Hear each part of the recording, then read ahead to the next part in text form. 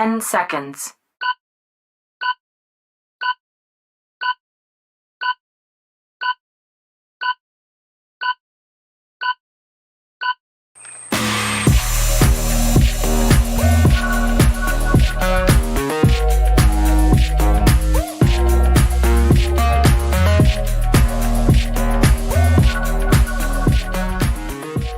Hi, everybody. Welcome to our show. We're here. We're here with our besties. This is Serendipity and Soleil. And we've got no Venus today. Hi, girls. No, Hi, Lily. Venus. Nice to see you today. I like that. I love right before I made-up came words. in. I'm good, thanks. Right before I came in, I told my daughter I was going to go meet up with my friends in VR, and she goes, "You mean Venus?" I said, "Venus? How do you know who Venus is?" She said, "Because you said that last time." I said, "Oh, well, Venus isn't going to be there today, but it's going to be Goddess Soleil and Lilybet." Oh, okay. Oh, Venus will be happy. She's famous. Even the children of this earth know about Venus. That's awesome. I have a warning to make for everybody. I had breakfast this morning, and when I eat, I get very silly. I'm afraid. I'm so sorry. So just don't take me too serious today, because I get really giddy, really giggly, and very stupid. I'm happy to see you that way. I'm excited to meet Breakfast Lily. This is gonna be good. Someday I want to have breakfast with you in real life, where I can experience it in real life. I Oh, that'd don't be know so if you can fun. handle me at breakfast. I'll make you get in for really heladas, silly. and I'll make you in for heladas, and we'll have a really tasty treats together. That is one of my favorite breakfasts. And frijoladas are like the bomb. They're just delicious. So simple too. So basic, but it's just delicious. So good. And it took me so long to learn how to do that with my partner. I just couldn't understand why. I'm like, they should be more complicated. Are you like rolling it and then frying it? He's like, no, you just like dip it in the beans and then fold it. Hold on. Try my recipe. Fry the tortilla very slightly, not till it goes crispy, but just slightly before you dip it on the beans and serve it to him. Yeah. Don't tell him, and you'll see. Oh, it's just much better. Oh, definitely. Mm-hmm. So serendipity, it's literally just refried beans like made hot, and then you dip the tortilla in and then fold it up, so then you serve it with like eggs and salsa. So it's just a really simple, just like tortillas dipped in refried beans, but it's like a very can be done better probably than I do it. No. Exactly how you described it. Exactly. That's fine. That's how my mom makes them. She doesn't fry the tortilla. That's my dad and I. We like that. We're naughty. We like that sort of stuff. I like those. But like the egg portion, the egg portion is optional. That's if you wanted to have it as a full big breakfast, or if you want just light sort of breakfast, you just don't put the egg on top. But you do have to have the sour cream and the onions as well. Yeah. If you like onions. Oh yeah, that sounds delicious. And we're a crema household, so everything has crema on it. Mexicans eat sour cream with everything. You're Mexican. It's pretty standard. Yes. So it's just like this. Yes. Every meal has it. Thanks for your joining us for this brief escapade into Mexican food, which I'm always excited about. I was disappointed that I didn't really like the pan de muertos. I was really hoping for like a really delicate, beautiful treat. It's just kind of like basic bread with sugar on top. But like it is very, very basic. But the reason is very basic is because you are meant to leave it for the dead, So it's a bread that you don't want to really put too many ingredients on them because, of a budget. For some families are on a budget.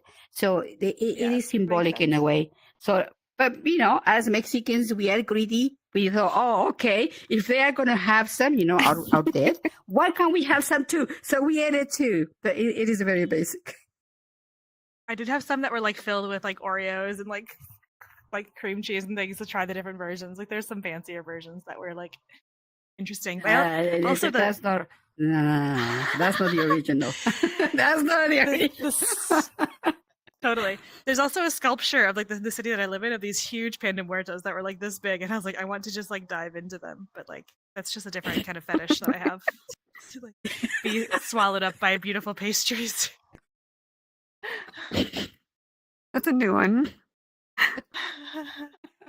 You've never wanted to like dive into a beautiful cake and just like swim in the beautiful like layers? I've never thought about it before, but that does sound nice. Yeah. Or a muffin, a blueberry muffin. Yum. Oh, yeah. Yes, I would dive onto that. But pan del muerto, no. Yeah. That's too dry. Yeah, it has to be something moist for sure. Something you kind of want to like a pudding cake that's a little more like, a tres leches would be really nice. Tres leches. Yeah, that one would be awesome. Tres leches. Yeah. You need something moist, so it kind of makes reference to, that sort of sexy time, Something dry? No good. Just cover your dryness is no good. Just cover the lady bits because you want to avoid sugar inside. That's bad for the biome. Oh yeah, I do want some sugar in my lady bits, but it's just not that kind of sugar. Right? Oh my god, sorry. Okay, so I want to actually, I'll transition us because we have a special guest today. We were talking about headsets and technology and speeds and frustrations around it, and like we're all like, it's kind of gender stereotypical, but we're all not super tech savvy. But our producer is a fucking rock star at it, and so we wanted to invite Big Papa, the producer, in for a few minutes to talk about updates to headsets and what's happening and how to make yours work well and how to manage the things. Definitely, okay yes. This, Coming in, Big Papa. Awesome. The things, yeah. Clearly, I'm good at technology. Okay, everybody, the things. Okay, Big Papa is gonna talk to us. Awesome, he's agreed. That's great. It's just the serendipity was telling us that she just bought a Quest 3 and all that hassle. I remember like even on the last episode, you were like, oh, I wanted to come in on my new Quest, but I couldn't, connect it. But so it is not as easy as it looks, when you buy this nice equipment and you spend a lot of money on it and then you think, oh, I'll just plug it in and that's it. It's not an iron. It's not like a new toothbrush or something like that. It's a bit more complicated. So we were talking about it, and yeah, Big Papa was like, "Well, you have to remember this." And I thought, oh, girls, we need a knowledgeable. We need our e-boy to help us. You need a, you know me. I do like my e-boys. I'm always like, oh, sorry, I better stop talking.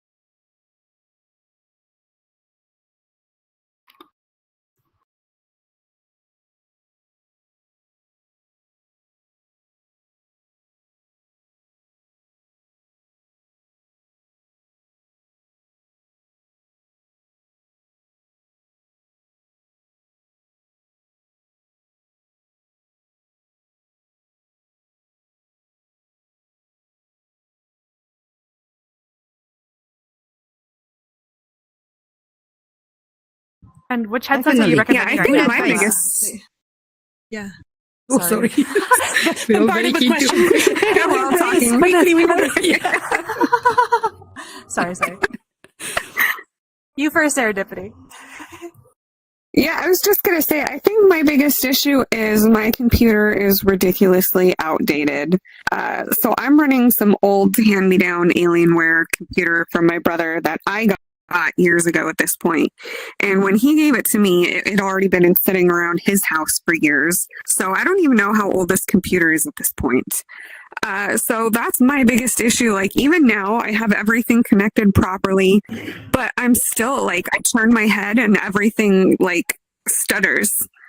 Sometimes it'll just start like everything will start shaking all of a sudden. I have to close my eyes because it'll make me sick. So yeah, like if you're going to play computer games or like VR chat through PC, you want to have a good computer, which I don't have. That's a big factor. Oh, yes, I do know about that.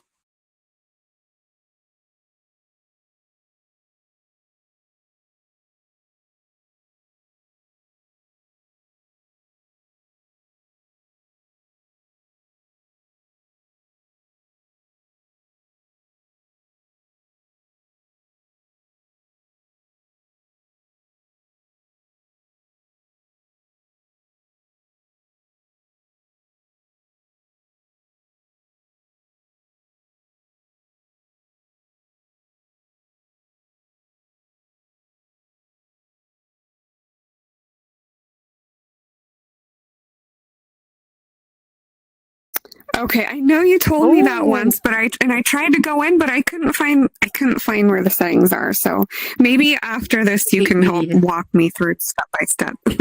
Me too. Can I be part of that too? I want somebody to guide me through the settings, and yeah, that would be great. Sorry, guys, you're gonna have to miss out on that, but at least you know that if you got in trouble, that's what you have to do. And if you really struggle, send Big Papa a message. You can just say his social media, and then he'll help you out because. I wonder if it makes sense to just like live stream a settings tutorial session with Big Papa. That could be kind of just another episode that we do, or just live stream and go walking through settings and like helping. That could be a. Yeah. Can you just say latency really slow, Big Papa? Oh my god! That's all I needed. Is moisture an issue with latency? Oh my god! I'm gonna stop talking. Oh my god! Oh. How much RAM? Yeah, sorry. Food also makes it. I don't know. I don't know the computer words enough to even make them sexy. That's the problem.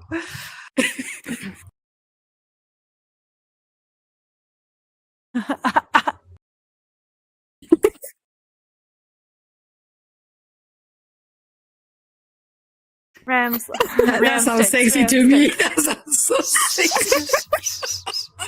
Especially if someone else is doing it. If I don't need to do it myself, like, yes, please come over and fix my tech issues. I definitely have a computer nerd fetish, specifically when it comes to that. Like, come and tell me and fix my computer stuff. Yes, please. I'll blow you while you fix my computer any day.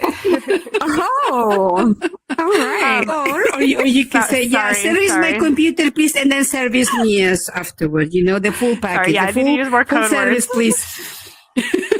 Yes. Well, we don't need money in exchange in this experience. We have other ways to exactly. Yeah. Okay. My question for Papa. We use barter, the old-fashioned barter. Yeah, barter. My question for Papa now: What headsets are you? What headsets are you recommending, Papa? That's my next question. So both connected to computers and not connected.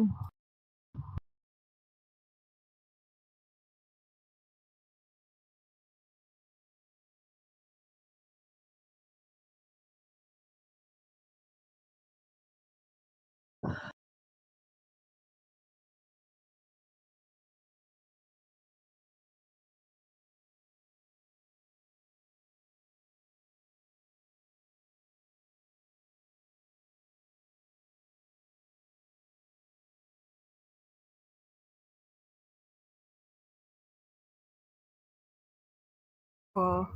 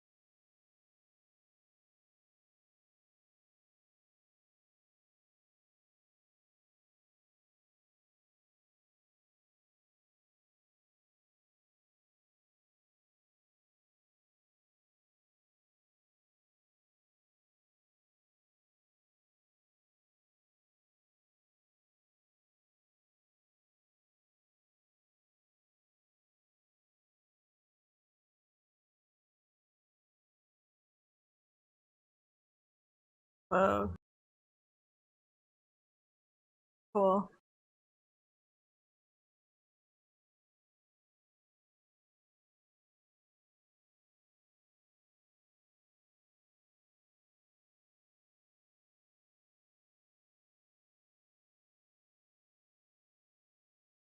Do they have all the same sort of apps? Like, can you do VR chat from that one?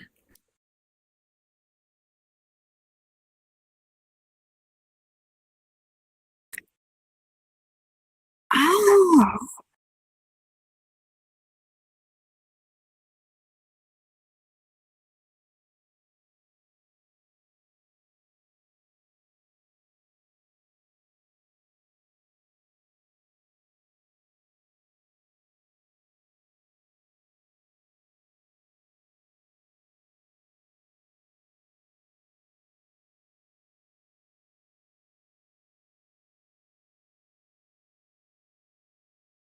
It's true. Yeah, that makes sense. Lily, do you have a question? Otherwise, I have another question. No. Go ahead.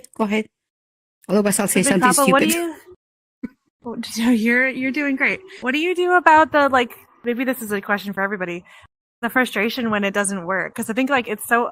This happened multiple times, even our last event that we had, where like something about my technology just like loses its mind in the middle of an event, or in the middle of giving a talk, or in the middle of like a date or a sexy thing, and then I'm just like crying with my like headset in my lap, sitting alone in my room.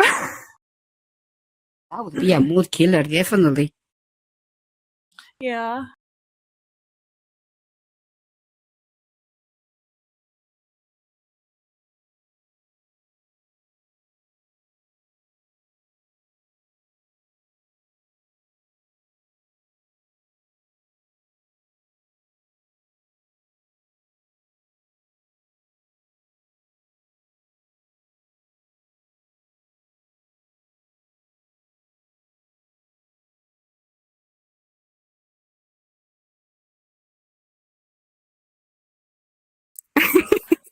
How to cope with when it dies and you're just like stuck in like you lose connectivity in the middle of something important. Yeah. Yes.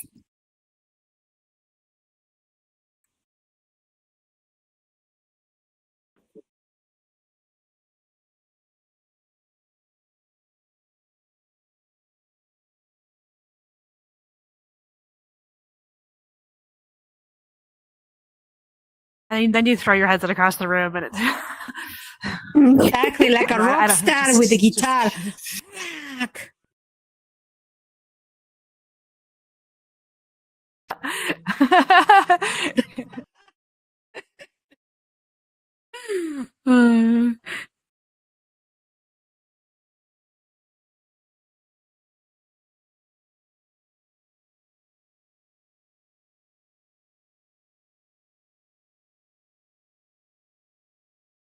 Yeah.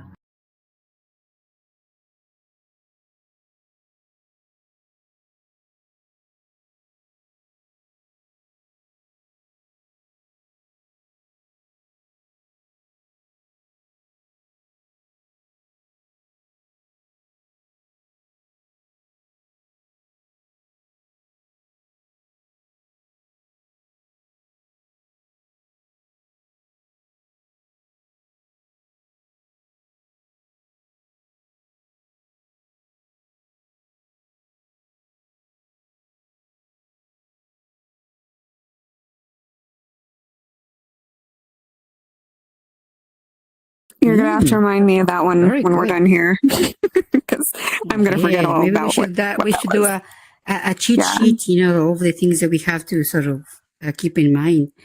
Yeah, it's not that easy. Sorry, guys, I've got a squeaky chair as well. It feels like gatekeeping sometimes too, because it's like the people with like tech skills like can have more access because they know how to do all of the things, and it's frustrating when it's like everyone should have access to these beautiful worlds and these experiences, and not only is it gatekeeping because it's really expensive, but then it's also gatekeeping because it's like requires these additional tech skills that like the average person has a really hard time figuring out, and then they just can't get access. And we're moving really rapidly to like everything being virtual. Like we're not that far off from like a lot of human interactions and social experiences, even like you call customer service and you have to engage with somebody in VR. We're not that far off from like exactly everything being these kind of experiences. Yes. So I would love to just like find more ways to help people get onboarded and like learn more easily and like manage the technology more easily. That's so true, because at the moment, like the people that really enjoy the most these sort of experiences are gamers, because they're very, very familiar with this kind of technology. Totally. They know the lingo, they know all these sort of specs, their skills are towards that. So that's very, very true. We need, people that are actually gamers and they've been playing games as a hobby for a long time. Now that's going to become a true career, because, as you say, it will be able to assist others. That people that are no gamers, that will only come in for the social aspect of it. Like games like VR Chat or Rec Room, they're not necessarily about just playing a game or a shooting game. It's about connecting with others. Or if you're in a meeting, business stuff, we don't have the time to learn about that sort of stuff. So it is important. Thanks, Papa. For gamers, keep that in mind. Thank you, Papa. Thank you very much.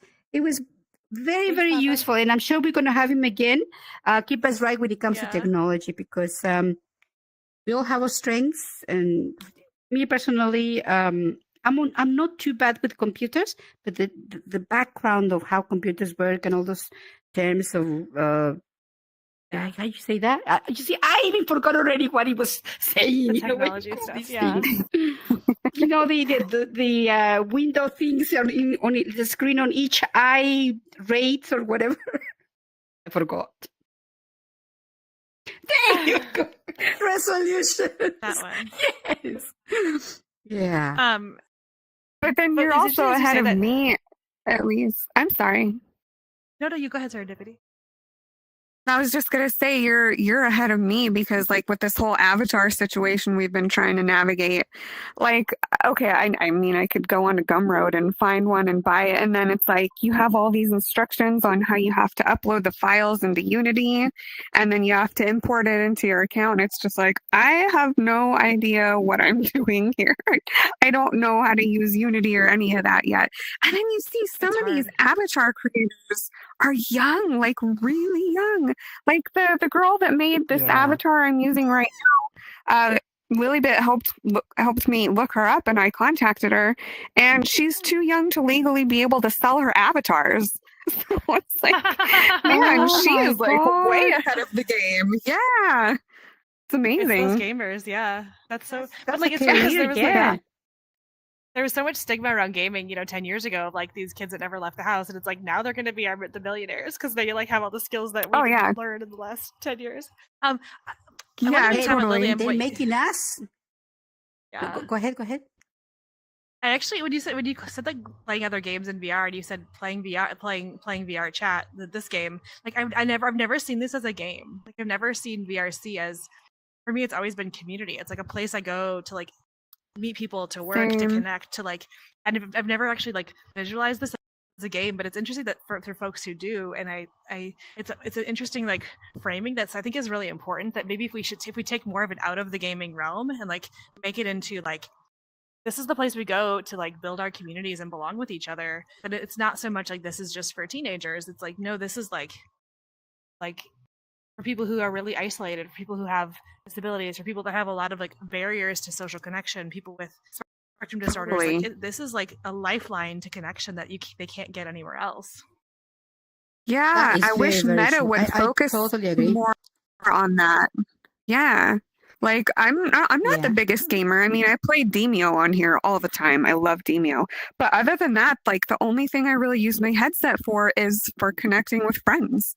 And that's something that like Meta has just completely dropped out of all of their marketing. All their marketing is all about games, but there's so much more in the community. Or, sorry to interrupt you, it's not, Meta markets it as either games or business uses, like for meetings and things like that. Yeah. It's never about just socializing as like you say, as a community of being able to reach.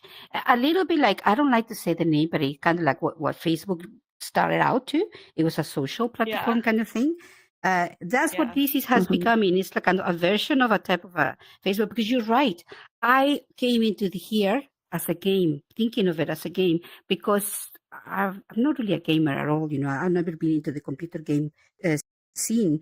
And when somebody said to me, and it was all just because my friend said, you know what, I need the opinions of someone who's never ever, because I don't even use social media. I don't like Facebook. I don't like any of that. And now I'm into it. Instagram and all that stuff. But anyway, she said, I need an opinion of someone who's never ever done anything like this. I want you to tell me what you think about it. So I bought her headset, and she said, I'm going to put you in a game.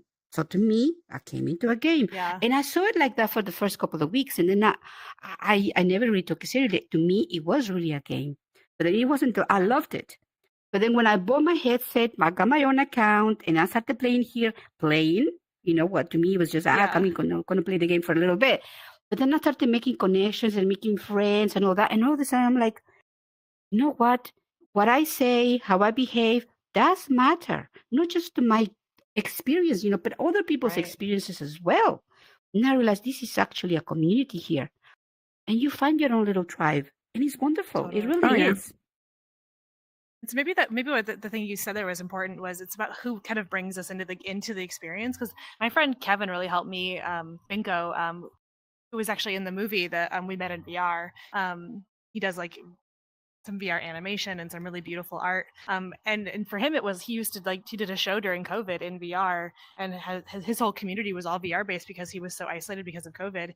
And like this was his whole world. And so for me, like my earliest exposure to VRC was like, hey, come, see my friends, see my community, see what the potentials of this are. And I think it just changes the perspective right away when we introduce it that way and give people an opportunity to like not feel like I'm a therapist in my like a lot of my regular life, and right now I'm doing mostly like mental health therapy because capitalism sucks.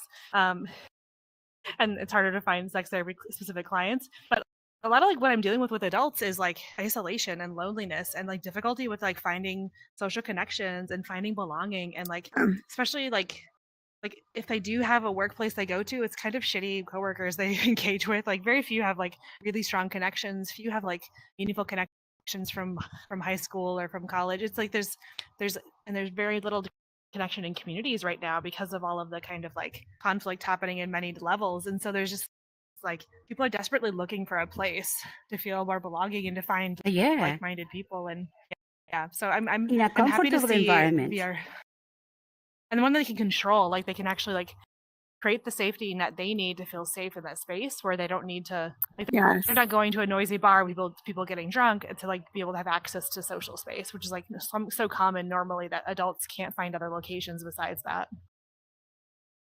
Yeah, let me tell you a story. Recently, my mom, she's got a cold, so she couldn't go with my dad to a party that they've organized tickets for. So she was like, "Oh, go with your dad." And I looked at her and I'm like, "What? No, I've got my own party in VR chat. I'm sorry, I'm leaving. I'm not going to that real world stuff." And she's like, "Why not? You need to get into the real world. It's Latin people. You'll enjoy it." And I'm like, "No, I don't know anybody. And if I get there and I don't like someone, I have to talk to them whether I like it or not. And if they're annoying, I can't just point to them and block them and then they disappear from my world. The only way is for me to leave. So I have to remove myself from that situation to avoid someone. Here in VR chat, you don't have to do that. You can still be with your friends. Somebody's annoying you. You don't like each other. Just block each other and you disappear from, each other's lives. But you don't have to leave. You're still there with your friends. You still enjoy the space. You don't miss out. They don't miss out because they don't have to leave either. They can just do their own thing within that space, but you're completely invisible to each other. You can't do that in the real world. And I think that's what is so much anxiety, the fact that you can't do that. When you're in a place and you don't jive with someone, you've got to either put up with it or leave. And you miss out. Yeah. Yeah. Or even more so if they're directly like abusive or shitty, it's like even you're having to like experience that. And it's like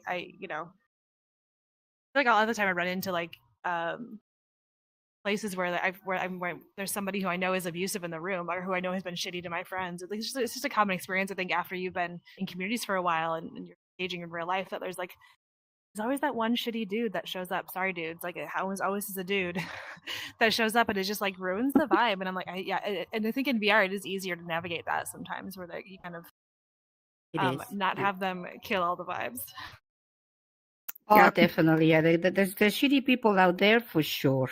I mean, yeah, I know for us girls it tends to be sometimes a dude, but I'm sure the guys also have that experience with toxic women, right. that won't leave them alone, keep pestering them, keep messing with their new relationships. I'm sure that happens too. But yeah, for us girls, the problem is that a toxic woman is easy enough to kind of avoid in a way. She's not going to kill you unless she's really, I don't know. Yeah, I mean, I guess it can happen. But for us girls, any guy could really hurt us. Could really hurt. So we have to actually be very careful. If we reject someone, sometimes we have to kind of put up with them in our space because we're afraid. We're afraid of what they might do when we are on our own. So that's another reason that like, I have to put up with it. Here in VR, someone's vicious towards you, blocked. There you go. You disappear. You don't know where I am. You don't know who I am. That's why my anonymity is quite important for me. That makes sense. And for any men that are arguing with this point right now, like hit the Google button and ask, the number one killer of women in the world is men. Number one killer of women worldwide is men that they're close to, not strangers in the street, men they are close to, husbands, partners, fathers. Like it is men in their life that so I think it's not just like hyperbole that it happens. It's like we are regularly experiencing harm. My friend just was killed in Los Angeles, who was a really well known sex therapist and sex worker, and she was killed by an ex who had stalked her for years, and then broke into her house and killed her. And he just got sentenced. He was found guilty a few weeks ago.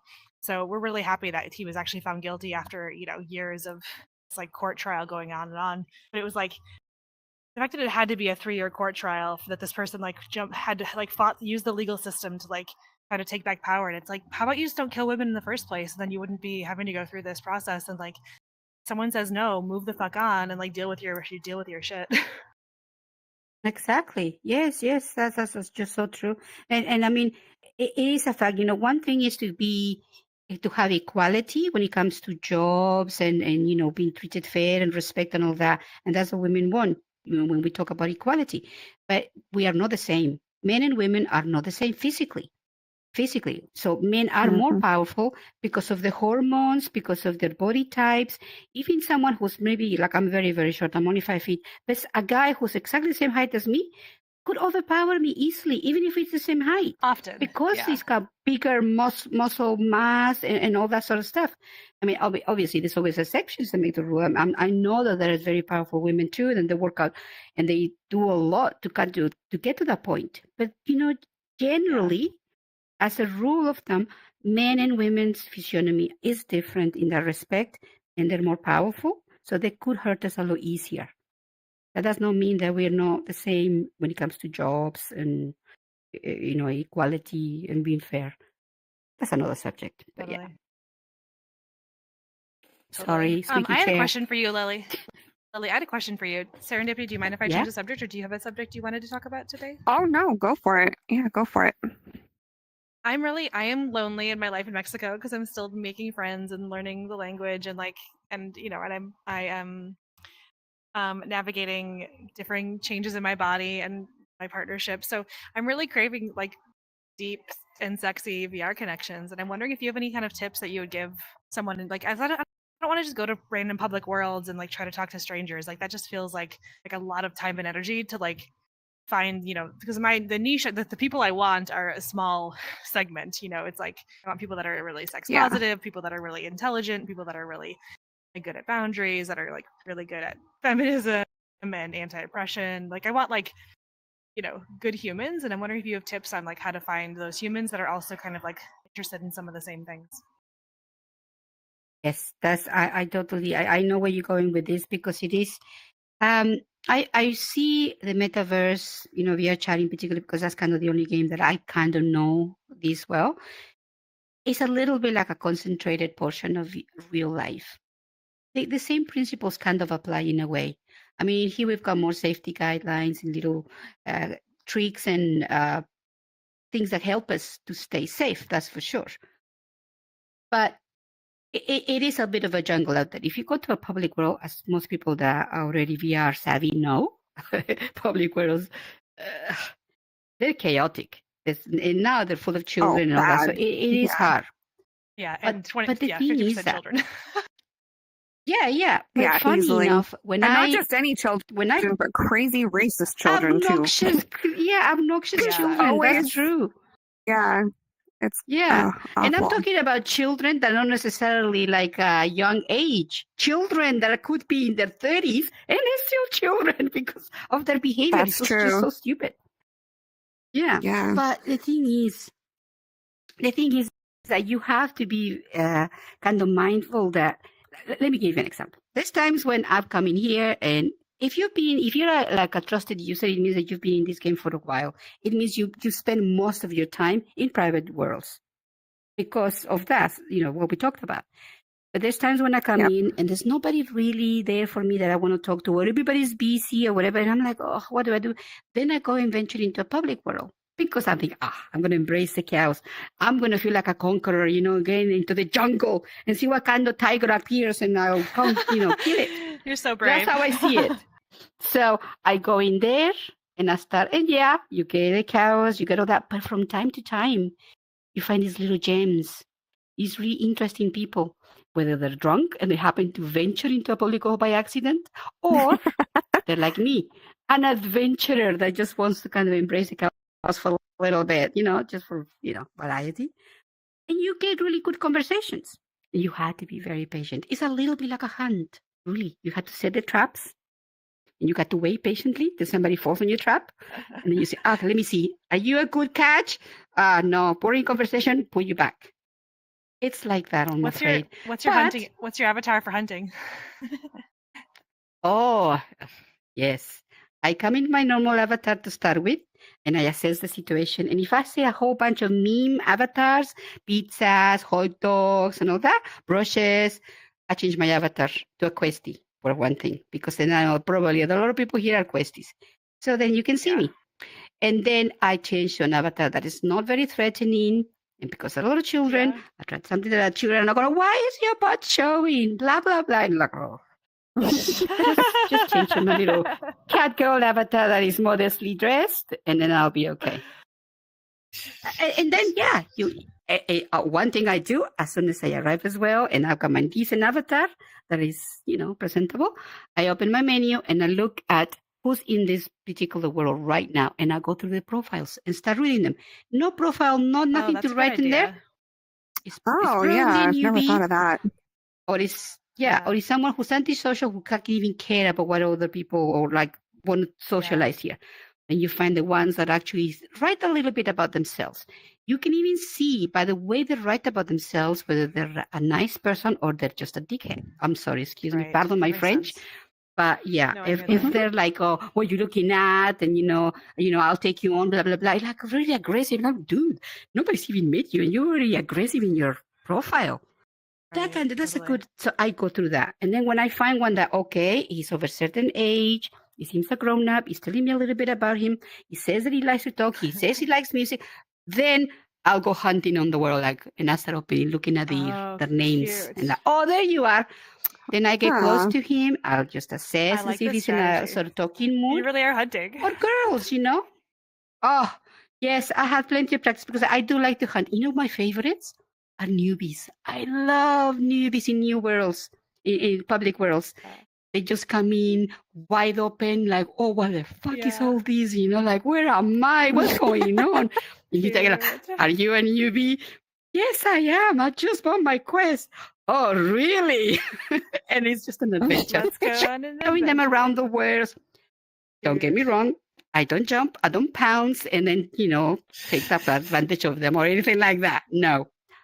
I take them under my wing and I said, you're a good mama I'll protect bird, you. I'll show you the nice person. Yes. Have you been to this world? Have you been to that world? What sort of things you like to do? You like to dance? I've got dancing worlds. You like to art? I got art worlds. So you get to meet really cool people.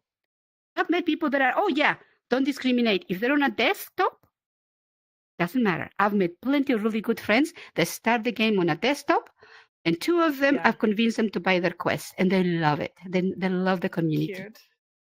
Subs, remember Subs, our very first Mike that he came into the show? He's one of them. He's a Sadesky. I met him ages ago. I introduced him to Venus and all that. He was a little gem that I found on his own. Love that. You can do it. Become a huntress. Thank you for that. Diana the Huntress. That's cute. You know, there's VR dating apps too. I haven't checked any out, but I've heard good things about them. That's right. Never met. Yeah, that's one of them. Is there another one too, or is it just that one? That's the most common one. Flirtable. Oh, yeah. Flirtual. That's right. Flirtual. The thing you've got to be careful with, but with dating apps, just like in the real world, it's people that actually are they're hoping for a relationship that once it kind of develops here in VR, it would eventually, venture into the real world. And they're hopeful for that. So if that is what you're looking for, that's true. That's fine. But if that's not what you want, that's why I've never been into those dating apps, because I am not interested in actually merging my VR world with my real world. I don't want them to merge. But to me, this is as an escape, so I can cope with whatever happens in the real world. So I don't want that to be merged. But you need to know what you want. If you want a relationship, I appreciate that. Kimmy, look, I've introduced 2 people here, and they are like in real life now. They're going to get married.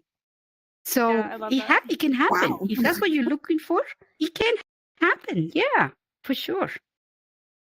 Cute. Is your husband? I'm sorry, not your husband. Is your partner into VR at all? They really want to learn more, but I only have the one headset, and so usually they've gone and played some, but they only speak Spanish, and so changing all the settings to Spanish is also harder. Oh, and so yeah. I need to figure out how to help them onboard more quickly so they can kind of get access to exploring on their own more. But they want to, and they actually really want to do some submission, because they're submissive to me in real life often, and they want to do some submission role plays, public role plays with me at events, which is one of the things that we're doing. But we just need 2 headsets, so we don't have them yet. But they want to be my pet in here sometime too. Oh, that would be awesome. I think would it would complement. Yeah, I think it would be nice. If you can actually spice up a relationship here in VR. VR can be anything you want it to be. If you want it to be fun, it will be fun. If you want it to be toxic, just like in your real life, it will be. So it is about choosing what it is that you want after it. And is your husband open to it? Set the rules. He's come into VR chat with me several times, and we play Demio regularly, but it's never gotten sexy, really. I don't think... Well, I wouldn't say he would be uncomfortable with it. I just don't think that's really his style. I just had a thought, though. I wonder if it would be good for parents who can't be sexy with their kids around, but can do it in VR. That could be interesting to give you a place that you 2 could play in VR that's not without kids seeing. You do real exactly interesting things. Yeah. Or also, if your partner does happen to travel quite a lot, and you want to keep that connection with him, that's another thing. He could be in his hotel room, that's a good idea. When he's at work, and you can be at home. It's okay. It can be useful. I know that in the real world, a lot of couples, they go into bars. I mean, I've seen it in movies. I don't know if it's true. I'm assuming it's true. That they pretend to be strangers, and then she gets all dressed up, and she's sitting in a bar, having a martini or whatever, or a cocktail, and the husband pretends to be this stranger, oh, are you alone? How can your husband leave you alone, kind of thing. And she's pretending to have an affair. It is her husband. It's a fantasy. It's a role play. You can do that here. You can be in another room. Totally. Sexy, how high, Well, it's funny you bring that up, because I was just thinking about that earlier. Did you do that? I totally want to do that. Yeah. I haven't, but I want to. I was just thinking that earlier, yeah. I like that idea. Definitely. Also, the common scenario I see in real life is I see couples that will go out and pretend they don't know each other to try to find a girlfriend. They'll try to find a third to join them. and pretend they don't know each other. Oh, It's like, okay. skeezy. Yeah, then you find out the one I know is that and wrong. Yeah, that happens a lot. I hear about that happening a lot, where couples like go out and like the girl starts talking to another girl, and then like the guy's like sitting in the corner watching and being like, yeah, that one. Yeah, it's dumb. But like another thing you could do in VR is like you could go together and like pick out a girl together. What is going on with Big Papa? That's right. What are you doing? What happened? Is Big Papa okay? Did he crash? I don't know. Oh no. He had to go to the bathroom, but he had to walk through us. No, I don't know. Are we not watching the time very well? That's VR. That's VR. I mean, that's what happens. Yeah. I don't even know what time we started. I think we've got half an hour, 20 minutes to go yet. Yeah. Yeah, we started a little early, like 10 minutes early. That's right. Okay, so we've got maybe 10 minutes left, 15 minutes. But yeah, like the role play thing. I remember there was once I was talking in a public world, and I was with a friend that we wanted to embrace the chaos and just sort of keep things a little different. And we were just there talking and listening to music. And this little kid, well, he's not a kid, he was like an 18-year-old, like, oh, so you know each other, and I just started joking because I had breakfast that day, so I was like very playful. I went, yeah, he's my husband. He's in the other room. My friend caught on with me, like he looked at me first and he went, yeah, that's right. Like, and the kid was like amazed, like, really, you're in the same house and you're in VR? Like, yeah, we like to spice up our marriage. He's like right next door, but and this is how we like to come here and play and pretend that we don't know each other and he's my boyfriend, but he's actually my husband in the real. And they were like, oh man, and I got thinking, why not? If I had a husband, I would do that. Totally. I think you should. You should talk to your husband about that. I know. I need to get him into VR chat more. Yeah. I need to show him some of the new sexy avatars I found. Yeah. You know what? Invite him on a date. He doesn't have to meet other people to start with because that can be overwhelming. On a date, you have the avatar ready for him and all that. You've had the worlds. You'll take him around to see these amazing places and get him all excited about it. Then you take him to a sexy world. And yes, baby. Yeah, I need to get him a good avatar. It's hard finding nice like male avatars. Oh, I can help you with that. I've got a couple. Yeah. You can ask Papa too. Papa has one that you can get fully nude and like you can actually like experience the fullest expression of arousal with the avatar, which I think is really cool. That's a paid avatar though, right, Papa? Yeah, but it's a cool one.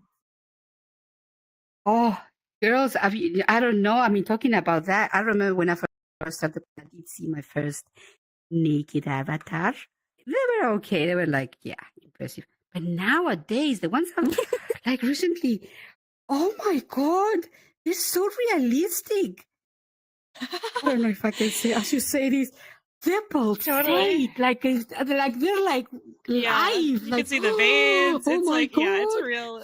Yeah. It's like, and it starts like, naturally down. I don't want to say, down. And then as the guy can control it and it starts to go like, it levitates. Oh my God. Yeah. It's crazy. I've never seen that. Well, I mean, I've seen something similar once, but I've never seen like a completely nude avatar. And I have no idea like how the whole DPS thing works. I've never seen any of that. Yeah, it's hard to do on the Quest. The first time I said, the Quest is a little bit more difficult, but it's not as compatible with some of the DPS. Yeah. Once you see, the first time I saw it, my mind was blown. I was like, "What is this?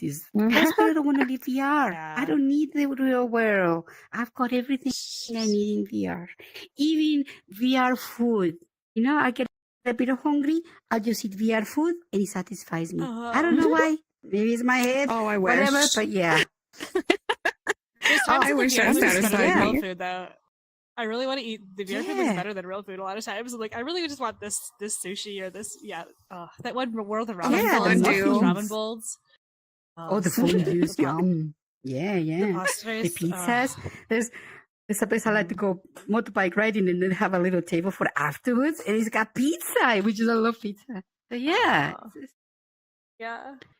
This is an alternative life. It really is. And it can be a blessing if you use it the right way. But if you're not careful with it, you can actually find yourself in very toxic situations. So you just have to be mindful of how you approach your VR life. But I would say it's similar to like real life, I think right? it's Like, gotta so be you hard listen for to your body. newbies. Yeah, Yeah, like I don't know how people just come. Oh, sorry. Yeah, I don't know how people just come into VR chat and make friends. Like, if I hadn't come in already knowing a group of friends, I don't think I could have stuck with it. Just because you go to the public worlds and there are just so many screaming kids. The racism, like, man, you can't go to a public world without hearing the N-word. It's ridiculous. So, like, I liked how you were explaining how you look for people in the room by their name and you look up their profiles and everything like that. But, like, I don't see how new people could just come into VR chat and make friends. I don't know. It's difficult. I feel like it's such a turnoff coming in and going to a public world. Like, how do you know? Like, that's why I like to find newbies to make sure that they don't drop out, they don't lose interest. I love that you do that. And like, you're also learning logistics, right? You're practicing the technology. Like, oh, how do I open my mirror? How do I? And so it's like, you almost need to have someone like, I love that my friend helped walk me through a lot of the basics so that I wasn't just like all of a sudden trying to figure it out and also make friends. But I was going to say, one thing that the advice I would give people in real life and relationships, like going to a social space, is you want to really listen to your body. So the minute that you get like a pit in your stomach or discomfort or like, I don't like how this is feeling, like just leave, like leave the room, leave the situation, leave the person. So I think that's how you could really like work on keeping ourselves safe here so that we don't like, a lot of times in social situations, we feel this pressure that we need to like be nice and we need to like, we can't just be like, nope, I'm not liking this. I'm leaving. But VR really gives you a chance to practice those kind of boundaries. You're like, I'm getting a bad feeling. Like I'm out. Like I'm done. You don't need to like. There's no niceties. There's no requirements to like, back away, block them. And move on and find better connections that you do feel like good in your body. Our bodies are so good at telling us when something psychologically doesn't feel good. Like our bodies are the first metric before we even might cognitively know what's wrong with someone in an interaction with them. Yeah, because at the end of the day, like, we are all energy and you feel it. When I go to worlds where all they have is like NPCs, I get into the world and it's creepy. The only NPC I like is the one from B Club. She's the only one that I tolerate. But everywhere else, every time there's an NPC and they're watching you, with those eyes and they don't blink and then you're like, what the fuck, It's weird because they're empty shells. But if you go to a world and like Soleil's saying, if you've got a bad vibe, listen to the vibe because obviously the person that's there is giving you the wrong vibe. So stay safe. That's for sure. Stay safe.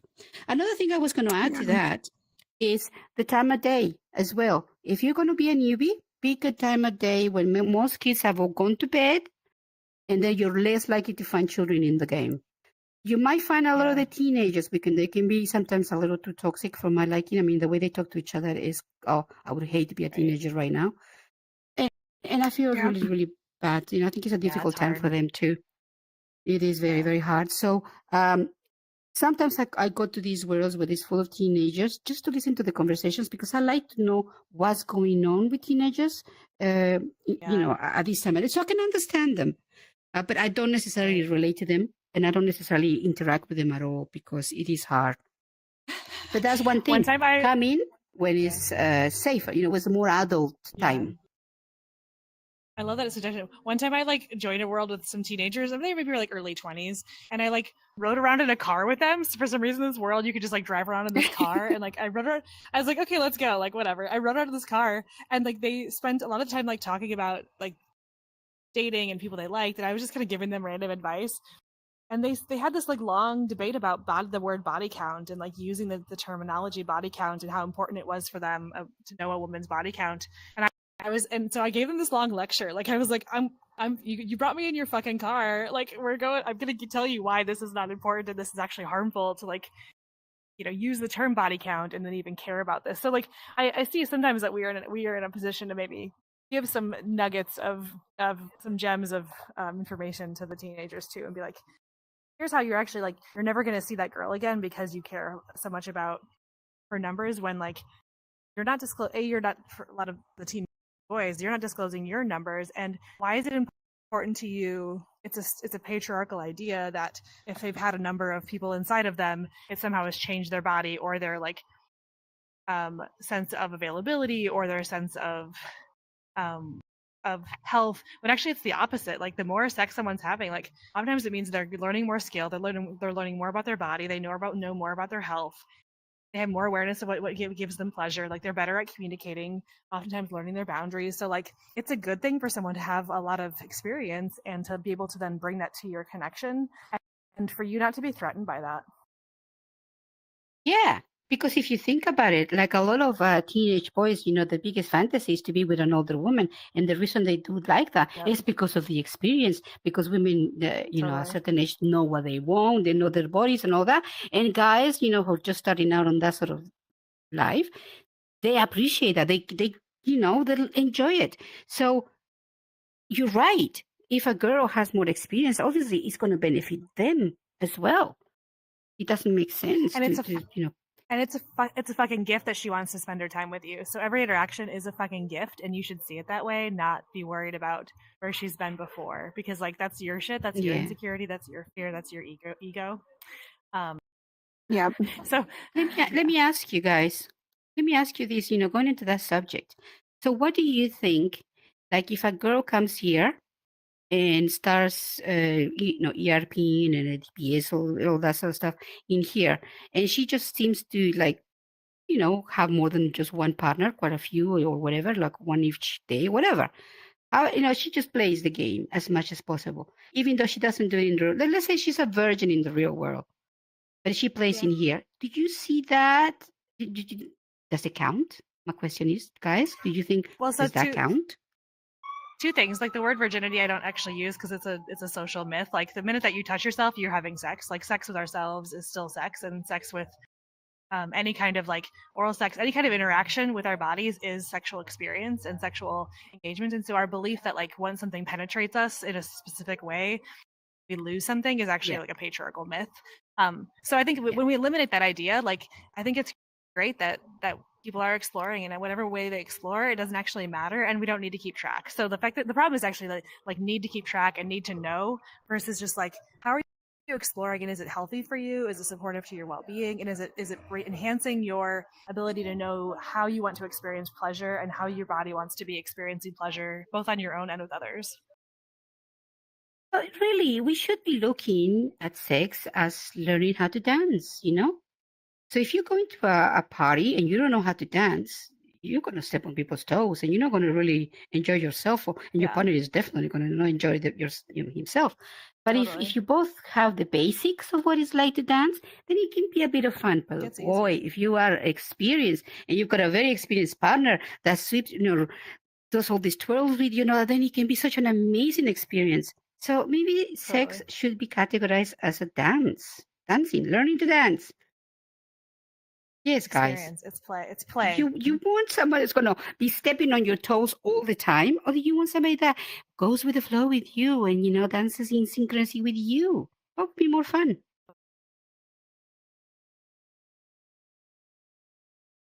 Yeah, and I think exploring all of that in here, I mean, it's as safe as you could get. I feel like I wish I would have had this access when I was much younger.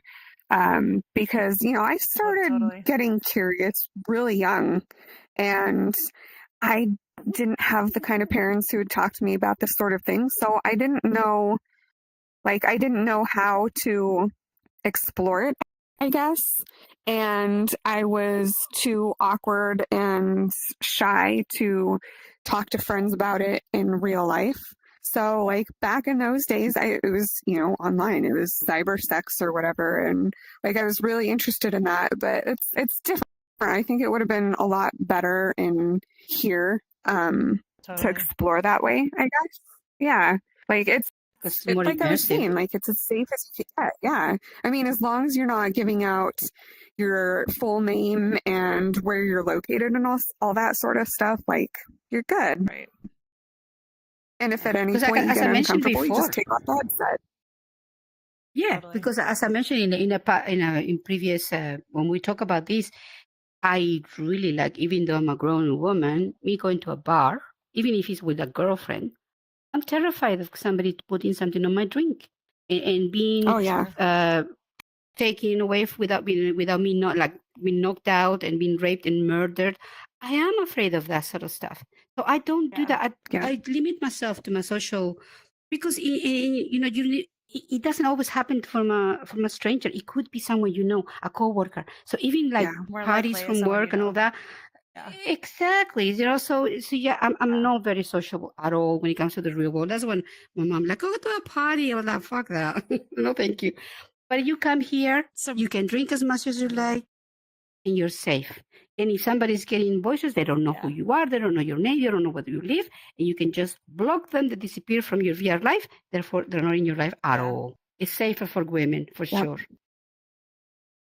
So maybe we end today with just what's our quick safety tips if you're going to explore VR, both as like teenagers as well as adults. So so what we've already covered is don't give out your real name, don't give out your real location, never give out your like phone number or other contact information. Like just keep it here until you really build a lot of trust and a lot of safety, and and maybe just always keep it here. Like it's okay to like have this be exclusive. And then listen to your body and listen to any cues that you're getting that like something's not going well, so that you can like trust that your instincts when it comes to new people. What other like safety things would we add to another thing? I would say be careful if you're going to exchange pictures at all. Don't exchange pictures that are publicly posted to your social media profiles, because all you have to do is a reverse Google search and your Facebook profile will come up with your name, your address, not your address, but your name, your location. So be really careful about any sort of picture exchanges. Oh, definitely. And be careful, because even if you might not have your address on Google or Facebook or that, I had the case of someone that actually does know me here in real life, was looking for something on the internet about like, he actually typed my name, my real name, of course, and he got a whole bunch of information, because I am a designer, and some of the projects that I have worked with, they've been published in some magazines. I'm not famous or anything like that, but they have been on magazines. So not only my name and all those sort of stuff, because of all of that stuff, my actual address showed up, my phone number, my address, my date of birth, like all my information. He was able to, he was like, dude. And then, and that's why I am very, very private about, I don't share my pictures, because I'm very easy to find, unfortunately. And I don't even do Facebook.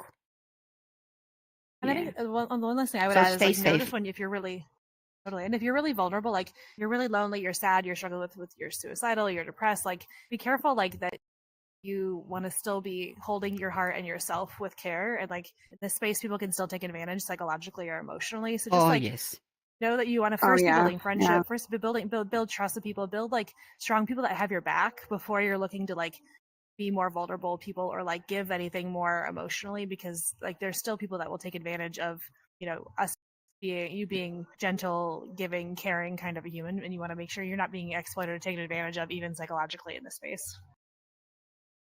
But absolutely 100% right on that respect, because and like we were talking about it before, some people see this as a game.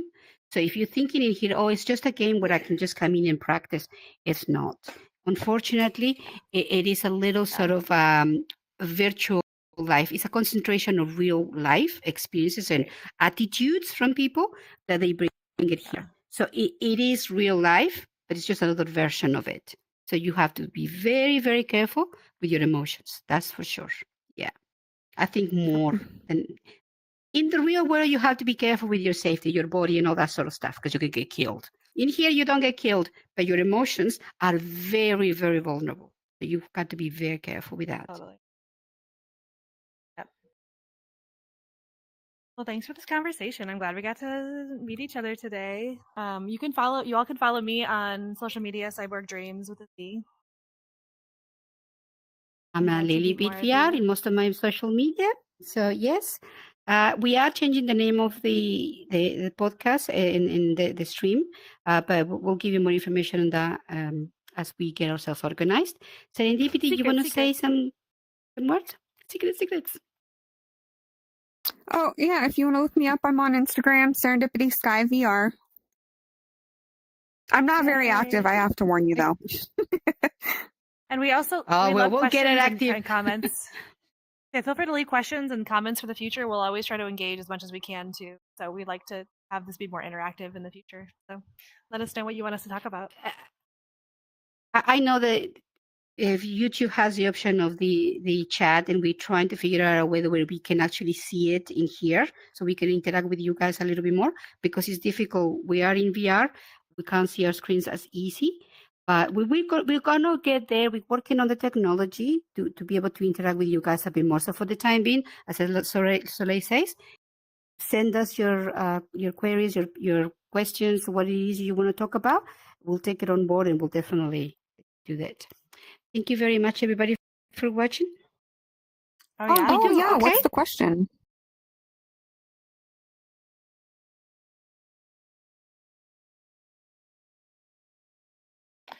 Oh, yeah. Sorry. So some of you people use that word for how many people you've had sex with, as like they want to know your body count, how many people you've experienced sexuality with. Which is, again, why it's shitty, because we don't want to label people as objects to be counted. So does that count as someone you had actual intercourse with, or is it someone that you just been sexual with? So like a bit of cuddling and maybe getting to first base counts? Another reason why the counting is a problem. Like there's so many problems with like needing to know, caring about how it's counted. Like it's all problematic, and like deal with your own shit. You don't need to know. It's not important. Just care about the person in front of you. Exactly.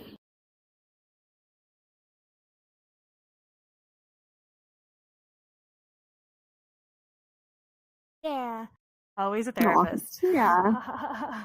Let's summarize today. Here's your homework. Thank you all. We'll see you next week. Soleil will always give us, with really, really good advice and look after ourselves, because she's very knowledgeable in that respect. So we're very, very lucky to have her here. But thank you everybody for watching. Thank you, girls. It's been absolutely fantastic. And thank you for putting up with me being a little stupid today with a breakfast. And thanks, Papa, No, not at all. And thanks, Papa, for your tech help. We appreciate you, Papa. Yes, thank you very much. Love you, Papa. Awesome advice. I love you. Yes, I think I can make a heart.